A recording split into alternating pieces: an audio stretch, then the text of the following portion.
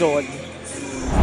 And the South Division trophy up for grabs. And more importantly, a date with the Abra Solid North Weavers looming in the MPBL National Finals.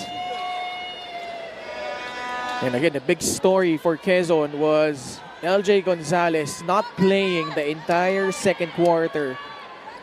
But despite all that, they're just down by 5 points, 30-25. LJ is back in to start the third. Similar starting unit for Coach Eric Gonzalez. Yeah, I mean, regardless of whatever. Oh! What an ankle breaker there. Tagle just missing the free though. Could have been a highlight, Ken. Pambo Raimundo to Roa Curva. Mark Pingris picked up 2 quick fouls in the first quarter. Now back in to start the third. Roa Curva working on LJ Gonzalez. Back to Lastimosa, momentarily open for 3. It will clank off the rim. Gonzalez. I mean, yeah, regardless of whatever reason for the benching of LJ Gonzalez on that second quarter, I'm very intrigued to see how he reacts to that benching and ano yung magiging difference ng play niya nitong second half. Ken. Yeah. But other guys like Vince Magbuhos, Joshua Hierro have stepped up. Again, no Judel Fuentes after injuring his ankle in the third quarter of game number 4. 1 second left on their shot clock. Magbuhos to beat the buzzer. Wait a minute.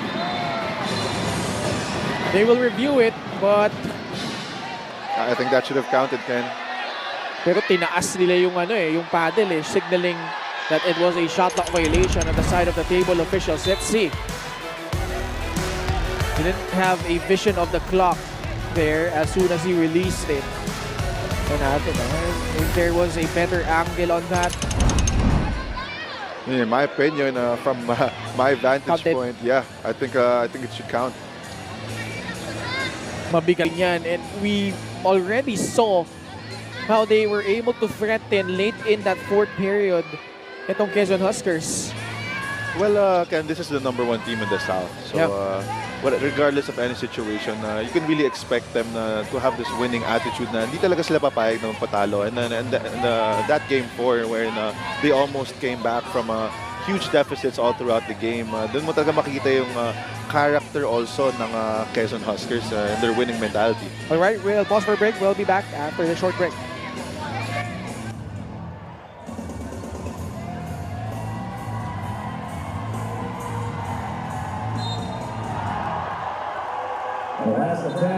Rules will not count. Shot clock violation. All right, after the review, shot was deemed after the shot clock. Here it is. Yeah, it was still in his hands before he released it. So the basket was nullified. Yeah, it's maybe less than a second late there, millisecond late for Vince Magbuhos.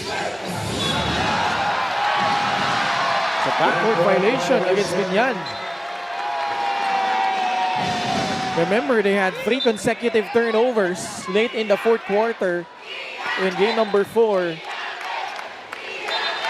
14 seconds to shoot. 5 on the floor for the Huskers: Eman Tagle, LJ Gonzalez, RJ Minerva, Vince Magbuhos, and Joshua Hierro. Shot clock winding down again on Quezon.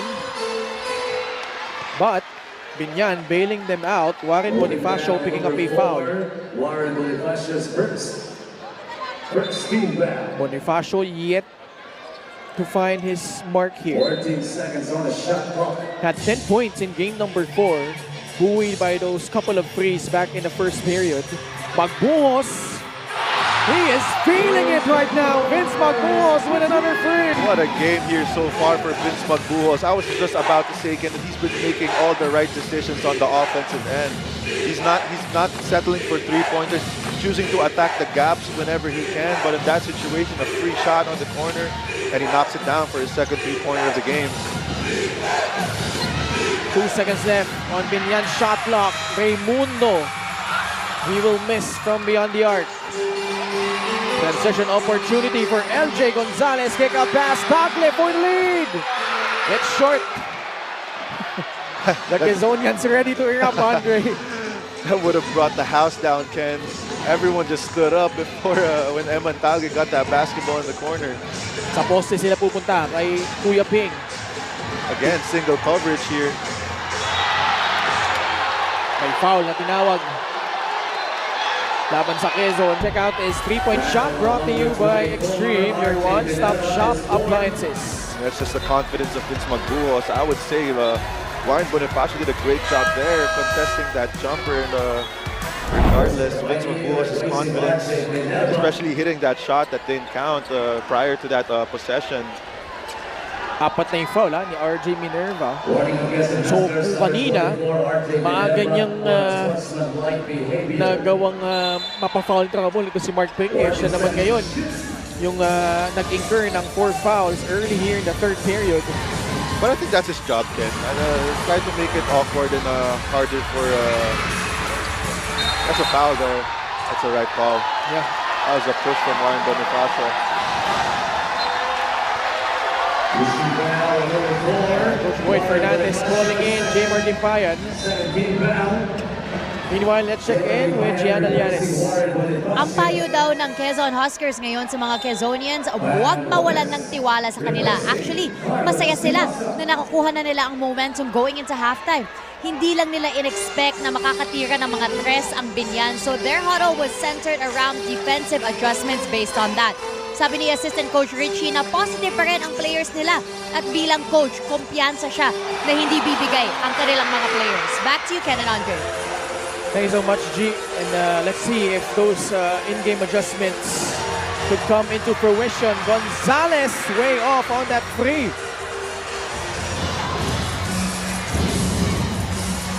So Binyan still protecting this lead. Horva lines it up. It will pop out. Magbuhos the rebound. Gonzalez at the controls. LJ to Magbuhos. Gonzalez almost lost it. Working on Kenny Horva. Juanciero to give him a screen. LJ with 5 on their shot clock. Magbuhos off to the left. Raymundo snags the board for Binyan. They've been getting good looks for Quezon. Again, Binyan opting to leave the big men of the Quezon Huskers open on that three-point line. Yeah. Definitely playing the percentages itong Binyan. Yeah.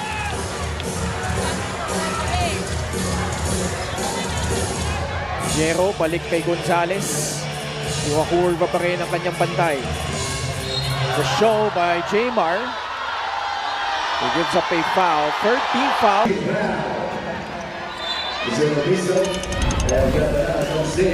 This was LJ trying to make his move.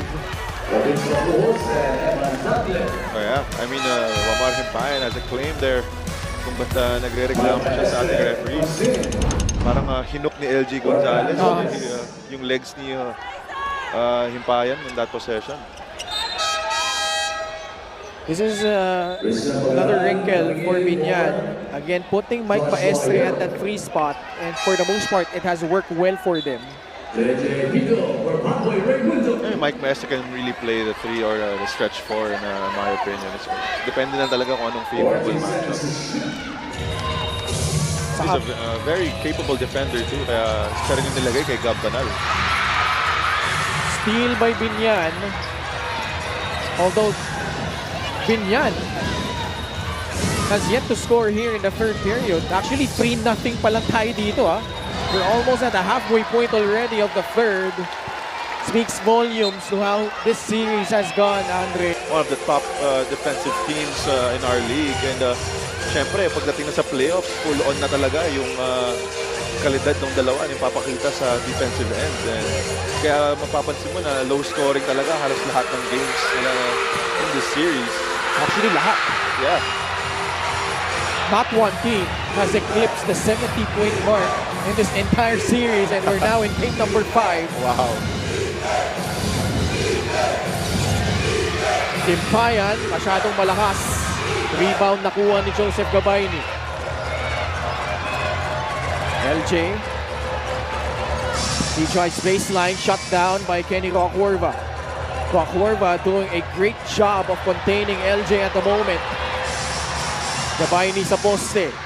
Pocket pass, Opiso lets Timpayan fly by with that shot fake, and he will troop to the line for 2 shots. That's very smart also from Joseph Gabayni, realizing the help defense from Mark Pingis on that post action.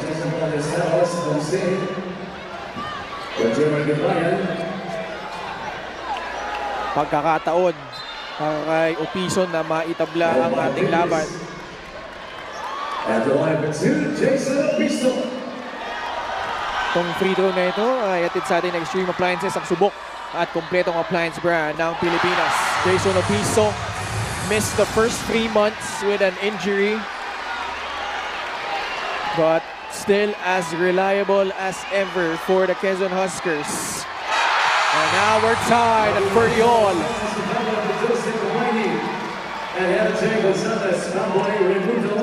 Again, LJ Gonzalez Back to the bench, Ken. getting the early hook here. Has played a grand total of 11 minutes. Well, baka kasi ibababad siya buong fourth quarter naman. Pwede. Tingnan natin kung yun ang pangyari, because he did not play the entire second quarter here. Oh! Rockworva nakalusot and laying it up and in for his 5th point. What a Euro step there for Rockworva. Santagon grabs it. Pagaran. They still can't take the lead here. Talking about the Huskers. But they get the ball back. Backdoor. Pagaran lays it in. Nice pass from Gabanan up top.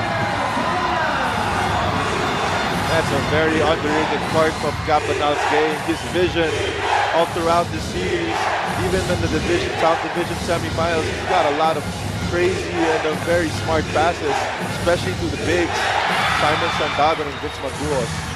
Chance of defense. Maestre turns around.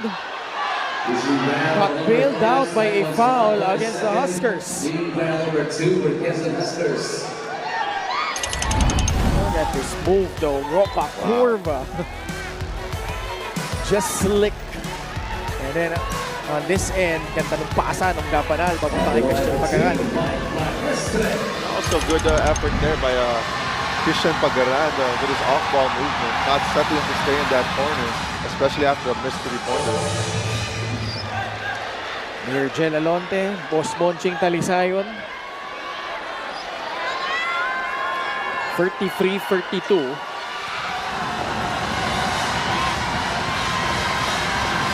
And Gianna talked about how Coach Boyd Fernandez lamented their putrid free throw shooting in game number 4. So far tonight, 9 out of 11. And it has helped them establish this lead.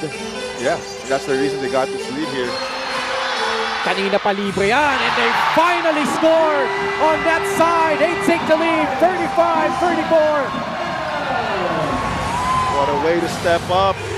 The wings of Quezon Huskers stepping up in the absence of Fidel Fuentes. Ball deflected. Bonifacio balik kay Raimundo. 6 seconds left on their shot clock. Rockworva using that Ballesteros pick. Raimundo straight away free. No good. Bonifacio sends it to Maestre. He's in trouble though. Binigay kay Pamboy Raimundo. 6 seconds left on their shot clock. Pamboy. No, it's a double dribble. Di bumaba yung bola eh. Yeah. There was a deflection, but ball did not hit the ground.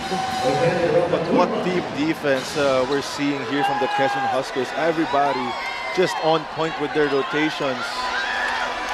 They're making it difficult for the Binyan Tatak Gel to execute their set. For Binyan in this period. Opiso. Ball will go back to Binyan. But those corners have been open for Quezon here, particularly in this third period. Yeah, the guards just doing a great job of attacking those gaps and attracting a lot of help defense, which consequently opens up those corners for the Quezon Huskers. But again, Binyan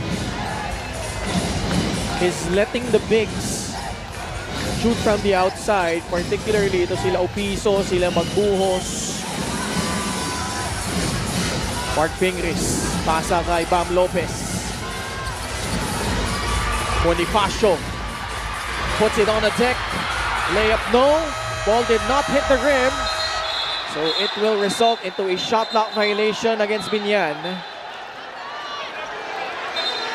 Shot clock violation. Again, defense holding strong for Quezon. They've actually outscored Binyan in this period 10-4.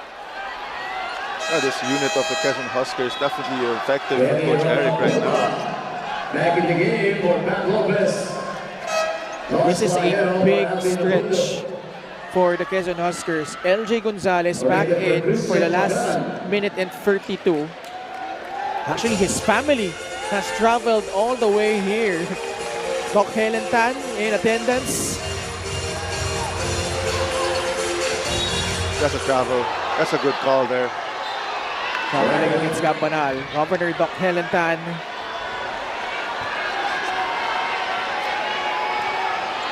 Coach Eric Gonzalez making some tweaks here in the third. And so far, gumana naman, no? Dahil lamang na sila dito ng isa. Their first lead since being up 9-2. Roacorva bumitbit. A good effort there by Gabbanal to chase Kenny Rocacorba, especially out of that staggered screen set by the bigs of Binyan. What a way to follow and make it awkward and not give Kenny Rocacorba an easy layup on that left side. On the low block, Gabbanal.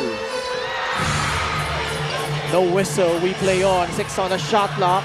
Opiso. He will miss from mid-range. And Binyan will get the ball back with 40.9 seconds left. Replacing Jason Opiso and Gabbanal.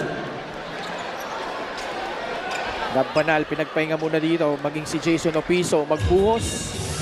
And Joshua Yero making their return. Lastimosa. I always loved Joshua Yero and Carlo Lastimosa.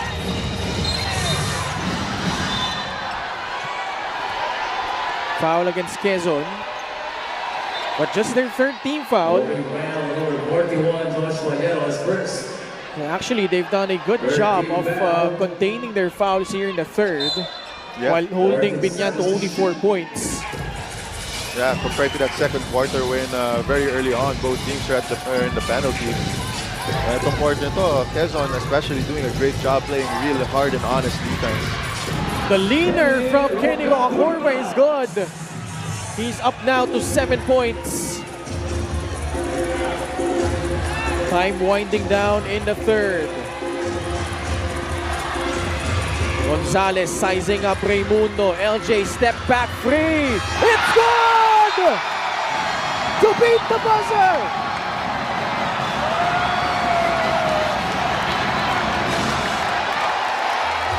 They will check it. But boy, it did look good, Andre. Yeah, what a move. What a series of moves there for LJ Gonzalez.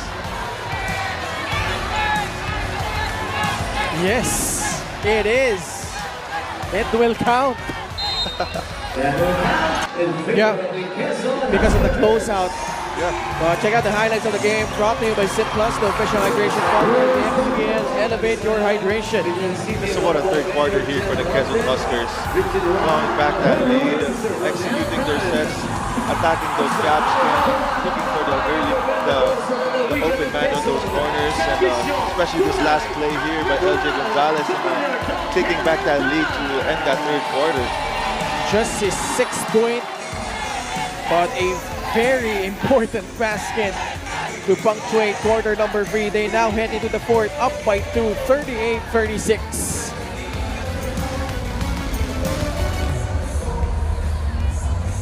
All the action as the stakes get higher in the MPBL playoffs. 75,000 live viewers. Grabe. How about that, Trey? That's just crazy. Just shows how much the Filipinos love basketball and the MPBL.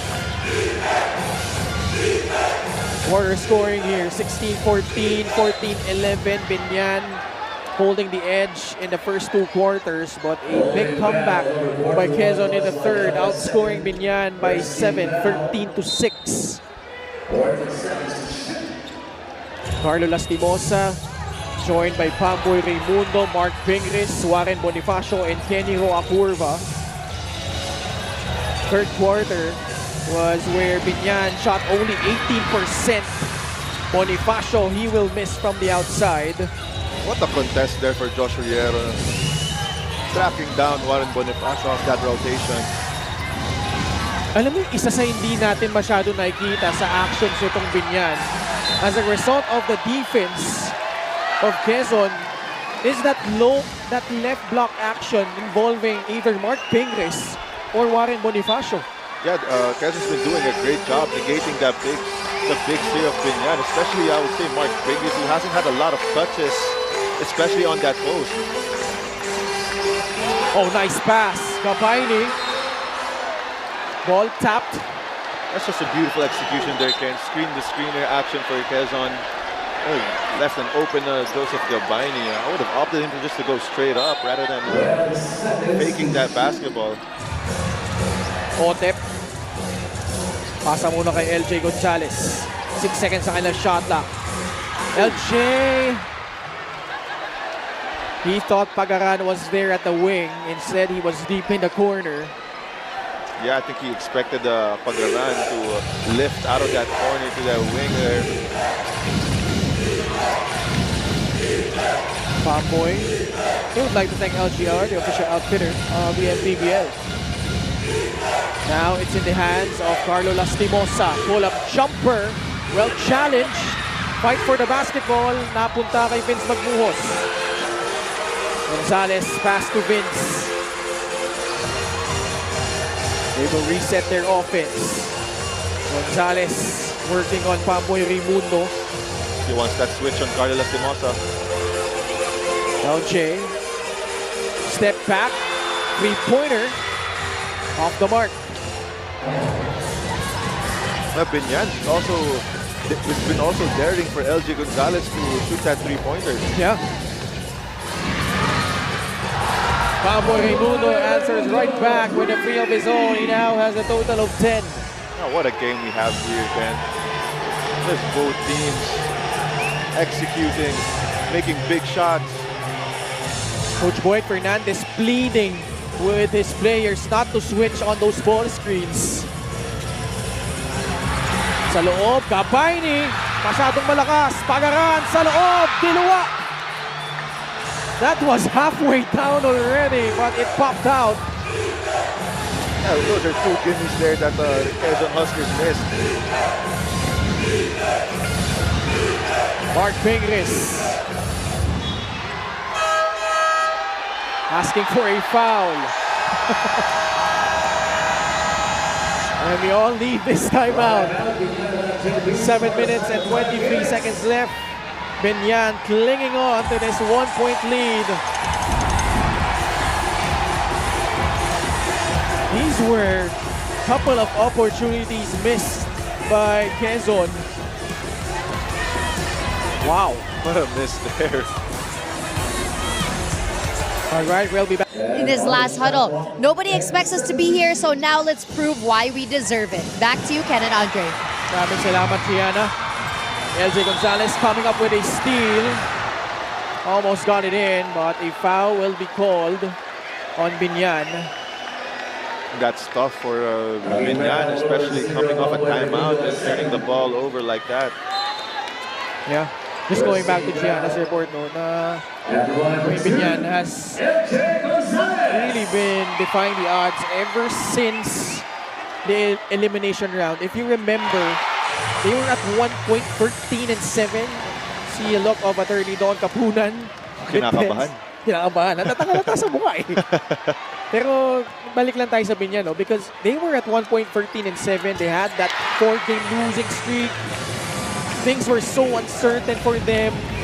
But they managed to sneak in as the 6th seed, avoiding the play-in. But they had to fend off Rizal in the first round, beating Batangas, a perennial contender in the South.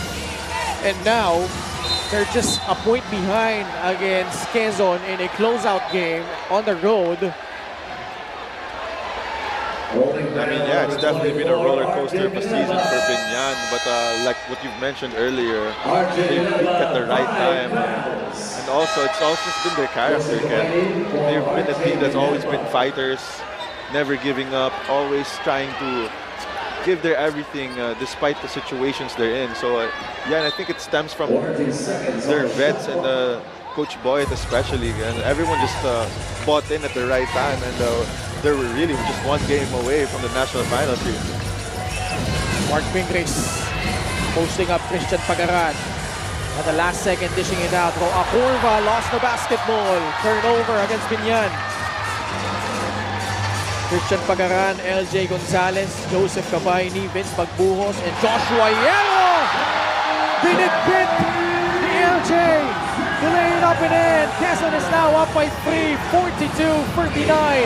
This just shows the skill of LJ Gonzalez. You're so used to him attacking from right to left, but in this situation, a left crossover to the right, and just one dribble from the three-point line straight to the basket. LJ Gonzalez once again coming alive in the second half. Acorva sa loob. No good. Ball tapped. It will go back to the Huskers. Play of the game is brought to you by 747 Live. Dito ka sa legit, your game, your chance, your thrill. Only with 747 Live. Out for LJ Gonzalez to just operate off of that pick and roll. Magbuhos popping out, stepping back for 3. Air ball. Cabayni, the cleanup goal. Magbuhos, yes! Counted plus a foul!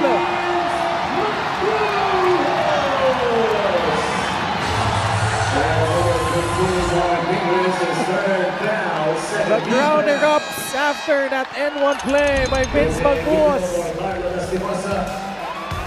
Again, Vince Magbuhos making the right decisions, Ken, not giving up on any play here.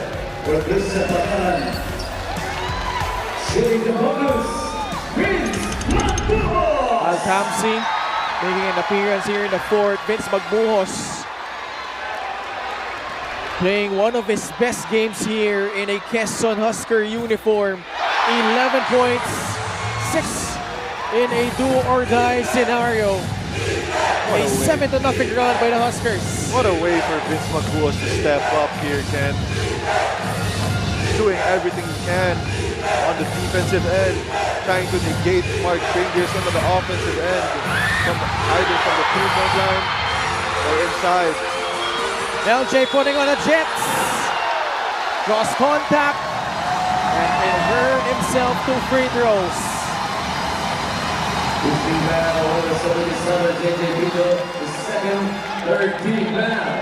Quezon Huskers turning it on here in the fourth.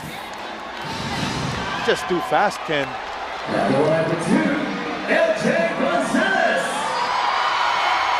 LJ only 3 points in the first half, but having 8 here in the last 2 quarters, including 5 here in the fourth. It's both free throw and upset once more, but Quezon making their move here in the fourth, up now by 8, 47-39. But still a lot of time left here in the fourth period. Muli po, Ken Pangilinan with Andre Durendes. At courtside, we have Miss Gianna Lianes. JJ Pido. Kick out pass, Pamboy. Shot clock winding down. Pido gets to the gut of the defense. He misses. Gimpayan, the cleanup. He misses as well, but a foul against a Husker. Al-Tamsi, the guilty party. Gimpayan earning himself 2 more free throws. There's just pure effort there for Moray Gimpayan. Off of that miss, there was 2 to 3 orange shirts down below, getting that defensive rebound. Waray missing the front end of his free throws. Binyan has only scored 9 points here in the second half.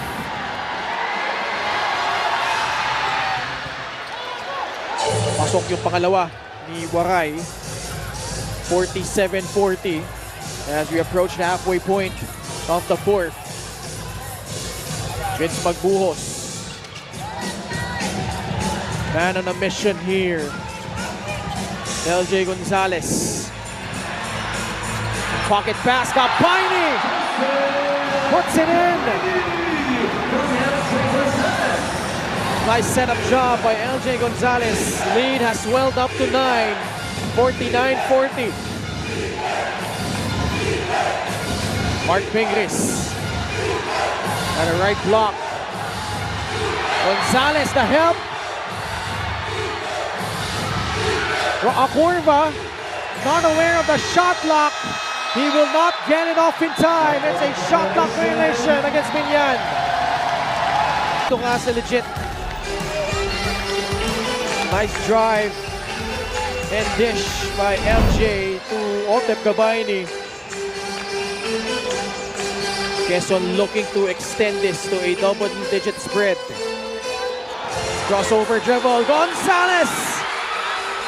Gabayni, offensive rebound. And he was clipped on his way up. Momentum clearly on the side of the Huskers. Joseph Gabayni getting hyped. What a way for Joseph Gabayni to step up in this ball game. With RJ Minerva fouling out. No Will Gozom. Joseph Gabayni. He misses the first though. And he hasn't been playing, especially in the playoffs.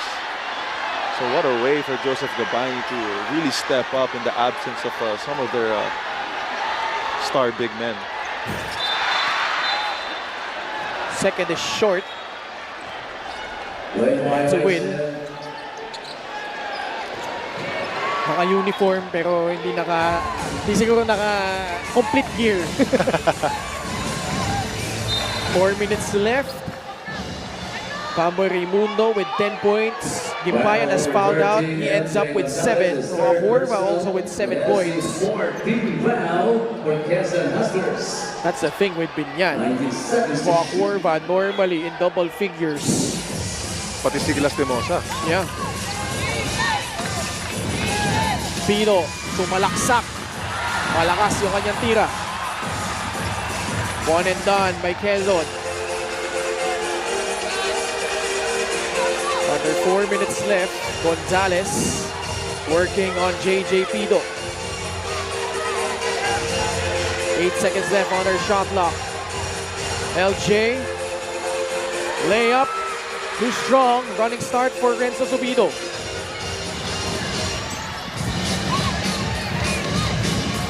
The transition defense of Quezon has been on point despite their struggles in the first half. You pointed that out, Andre. Yeah, it's what they've been clinging on to. Big shot from Renzo Subido. Kakapasok lang for Binyan. Bench wherein he needs to be the primary facilitator. So definitely what a good decision there by Renzo Subido, realizing Vince Magbuhos a few steps behind on that switch, opting to shoot that three-pointer and making that basket, bringing them back to just 6 points. Definitely they made an effort to still end up with the W, and that's what they're showing here today. Despite no Jodel Fuentes, they're having this lead late in this ball game. This just shows that the trust also of all the players of the Quezon Huskers and their ability to help their team get a win. But they're not out of the woods yet. Just ahead by 6. But just as I say that, Tamsi hits a cold-blooded 3. The crowd just exploded up after that Tamsi three-pointer. Sending Mark Pingris to the line because they are over the limit. But how about this three-point shot by Al Francis Tamsi? That's a big shot there, Ken.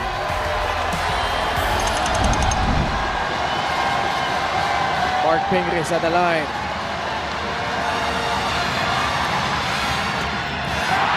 Can't hit the first.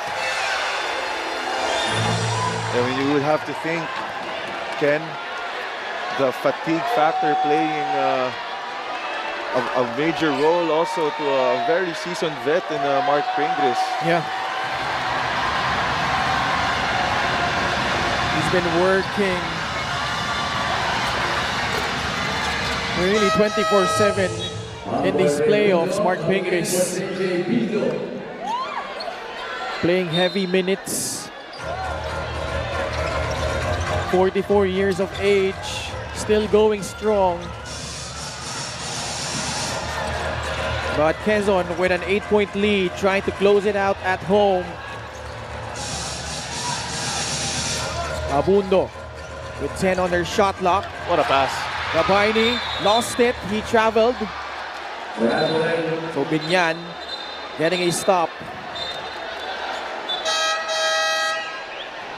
LJ Gonzalez returns, just a quick breather. Nice minutes from Alvin Abundo.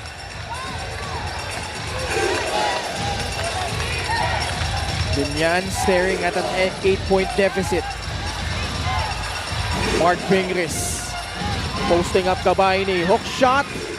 Doesn't roll in. Al Tamsi with a rebound. And we are entering the last 2 minutes.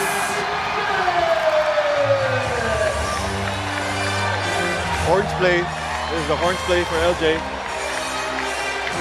Subido on him. Pingris the switch. 5 on their shot clock. Gonzalez, the floater is good!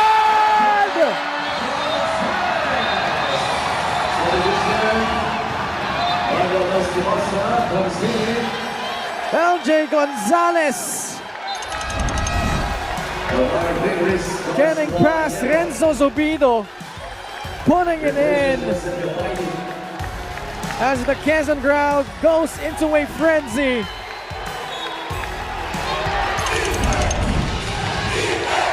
(54-44).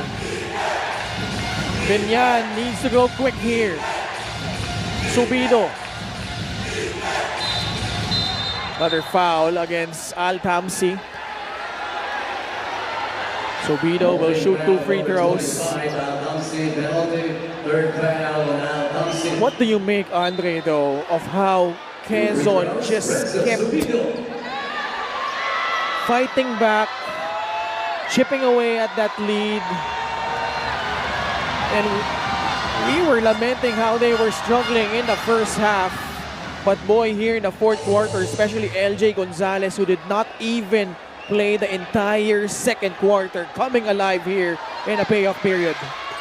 Just composure, Ken. Composure and experience. They've been here before. They've been to the South Division finals multiple times, been to the national finals, back-to-back occasions. So definitely you're going to see here experience and composure coming into play, not getting fazed by any lead that the Binyans had throughout this game and throughout the series.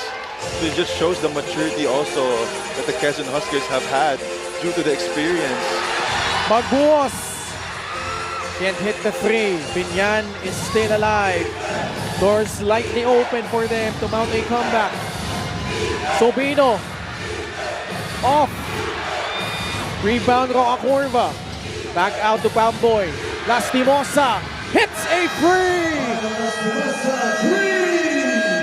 3. Big time shot. And he trims the gap down to 5, 54-49. But then again, as we mentioned, Quezon being a very composed team, Binyan's also like that. They've never been faced by any lead throughout these playoffs. And that just shows. In times like this, clock winding down. Try to get this one. Okay? Isang double. Under the microscope for Quezon, a team that has shot the ball well in that department in the elimination round. Clinging on to this 5-point lead. Joshua Hierro is open. He will not force it as they will burn some time. No need to foul here yet. 11 seconds on the shot clock. Gonzalez.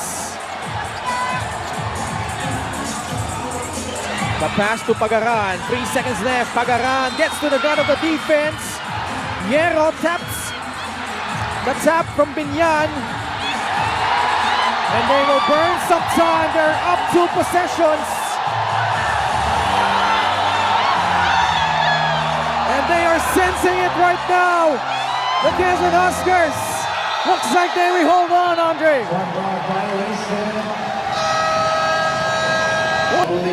6.9 seconds left. Look at what transpired here in the last couple of sequences. How about Joshua Hierro? Had 8 points early in the first quarter. That really set the tone for Quezon despite them being down for the majority of this contest. What a way. Joshua Hierro definitely. Regardless though, Ken, what a season it has been for Binyan. Oh yeah.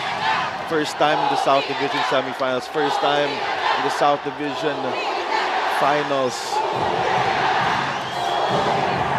So Magbuhos, just to put the icing on the cake here. What a performance though by Vince Magbuhos tonight. Definitely. Mark Pingris perhaps could be his final game.